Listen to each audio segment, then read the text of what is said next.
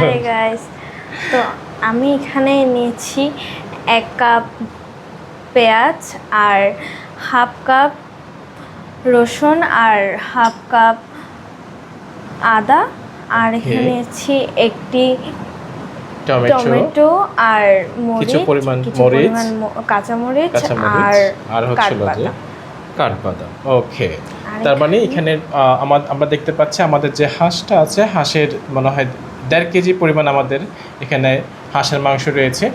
আর এই পাশে রাইস এগুলো কী করতে হবে, এই যে এখানে আমরা দেখতে পাচ্ছি হাফ কাপ আমাদের রসুন, হাফ কাপ হচ্ছিল যে আদা, আর এই পাশে হচ্ছিল যে 1 কাপ পরিমাণ পেঁয়াজ কুচি, আর এই পাশে ও যেটা বললো একটা টমেটো, কয়েকটা কাঁচামরিচ আর হচ্ছিল যে কয়েকটা কাঠবাদাম এখানে আছে।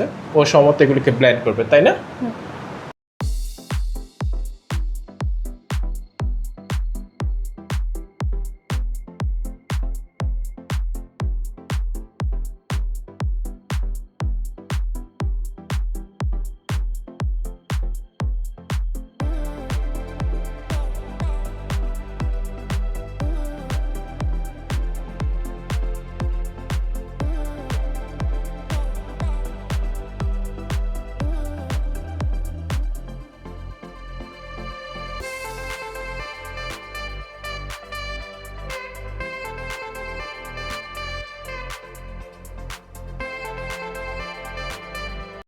হলুদের গুঁড়ো দিছো, আর কি দিছো? 2 টেবিল চামচ তোমার মরিচের গুঁড়ো। আচ্ছা, আর এখানে হচ্ছে স্বাদ মতো তুমি লবণ দিছো, আর ওইটা সম্ভবত আর এটা গোলমরিচ। আচ্ছা, অল্প একটু সম্ভবত হাফ চামচ তুমি গোলমরিচ ইউজ করছো। আর এই পাশে এটা কি মা? এটা হচ্ছিল যে গরম মশলা, আর ওইটা হচ্ছিল যে কিছুটা মাংসের মশলা আছে। আর ওই পাশে মনে হয় তুমি 1 কাপ আপনার সরিষার তেল, 1 কাপ সরিষার তেল নিয়ে নিয়েছি।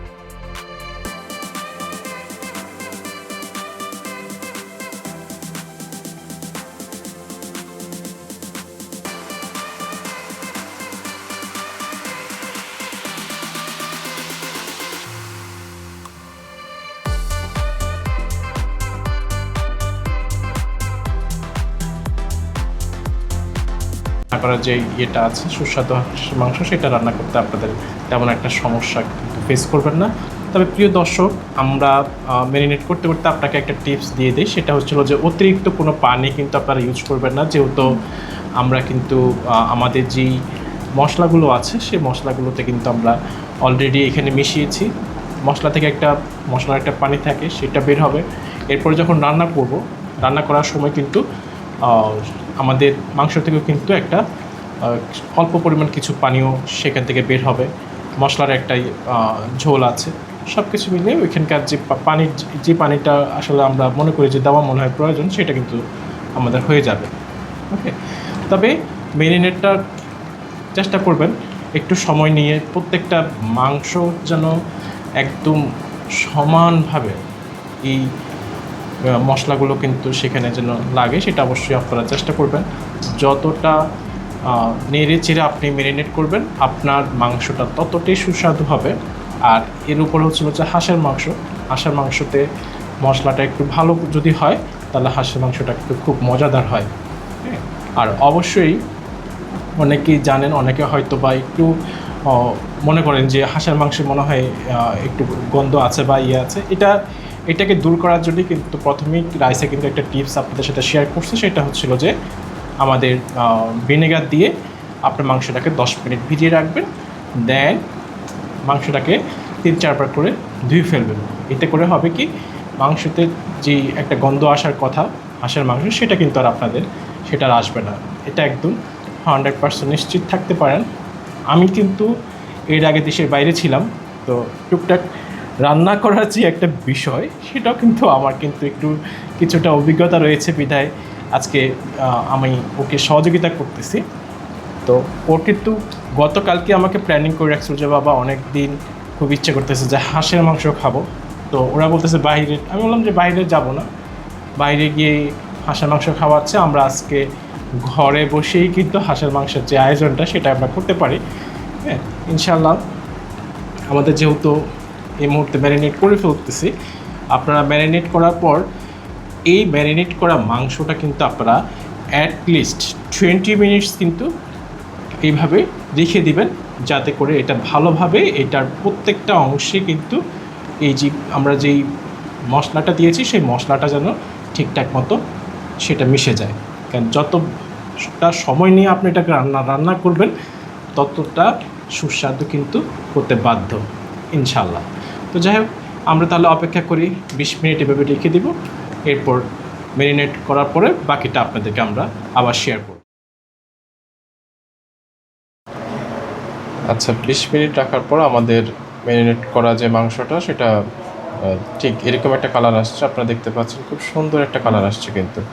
আচ্ছা, এই মুহূর্তে আমরা খালি একটা পাত্র নিলাম, এটার মধ্যে এই হাঁড়ির মধ্যে আমরা এই যে এখানে পেঁয়াজ কুচি করে নিলাম 1 কাপ পরিমাণ। আর এই পাশে আরও কিছু উপকরণ আছে রাইসে, কী কী, এখানে হচ্ছিল যে আমাদের 1/2 কাপ সরষের তেল, আর হচ্ছিল যে 1 কাপ সয়াবিন তেল। আচ্ছা, এই পাশে আরও কিছু আমরা নিলাম, কয়েকটা তেজপাতা, এরপর হচ্ছিল যে এলাচ, আর এর পাশে হচ্ছিল, এই পাশে হচ্ছে লং, আর এই পাশে হচ্ছিল দারচিনি। আচ্ছা, এগুলো আমরা ভেজে নিব।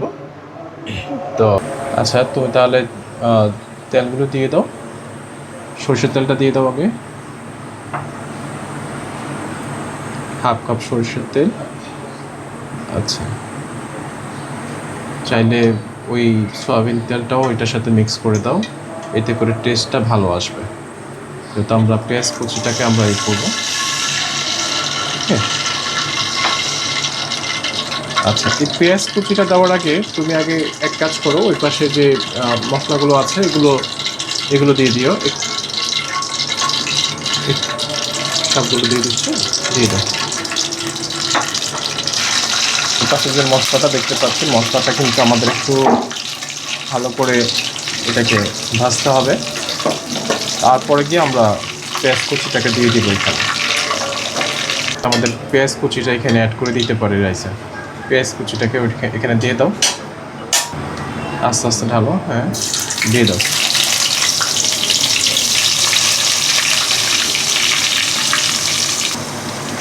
আচ্ছা, আমরা যে পেঁয়াজটা আমরা দিয়ে দিচ্ছি, এটা পেঁয়াজটা কিন্তু একটা জিনিস খেয়াল রাখবেন যে এই পেঁয়াজটা একটু ব্রাউন, একবারে বেরেস্তার মতো না, একদম এর আগেই একটু লাল হওয়ার টাইপ যখন আসবে তখন কিন্তু মাংসটা দিয়ে ফেলতে হবে। তো এর মধ্যে আরেকটা জিনিস বলে নেই, আপনারা যতটা সম্ভব আমরা মশলাতে যখন পানি একটু মিক্স করি তখন গরম পানি মিক্স করার চেষ্টা করবেন, এতে করে স্বাদটা কিন্তু অনেক অনেক ভালো আসবে। ওকে,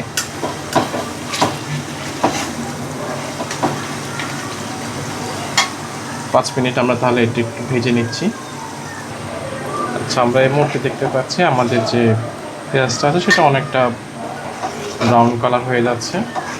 আমরা এখনই আমাদের ম্যারিনেট করা যে হাঁসের মাংসটা আছে সেটা এখানে দিয়ে দিব। তো রাইসে একটু কয়েকটা করে হাঁসের মাংস দিয়ে দাও, আস্তে আস্তে করে দিয়ে। আচ্ছা, আমরা পুরো মাংসটাকে দিয়ে দিয়েছি। এই মুহূর্তে ঢাকনা দিয়ে দিব। ঢাকনা দিয়ে আপনারা অ্যাটলিস্ট 10 থেকে 15 মিনিট চেষ্টা করবেন এটাকে জাল দেওয়ার জন্য। তারপরে কিছুক্ষণ পর পরে নাড়া দিবেন যাতে করে নিচে না লেগে যায়। তো একটা সময় গিয়ে আমরা পানি মিক্স করব, যেহেতু আমরা গরম পানি এখানে করে রেখেছি অলরেডি।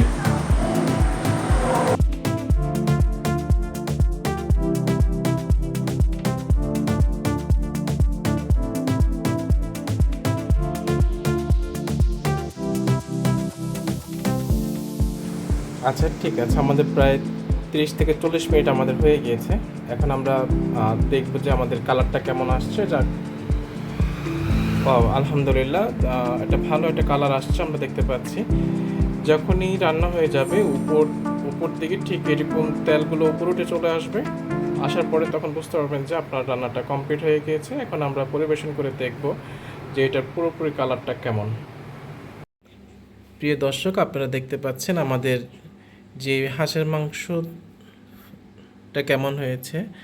এটার কালারটা দেখলেই বোঝা যাচ্ছে কতটা সুস্বাদু হবে ইনশাল্লাহ।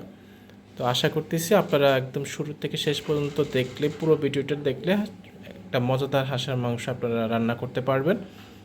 এতক্ষণ আপনারা আপনাদের সাথেই ছিলেন। আমাদের চ্যানেলটাকে সাবস্ক্রাইব করে দিবেন।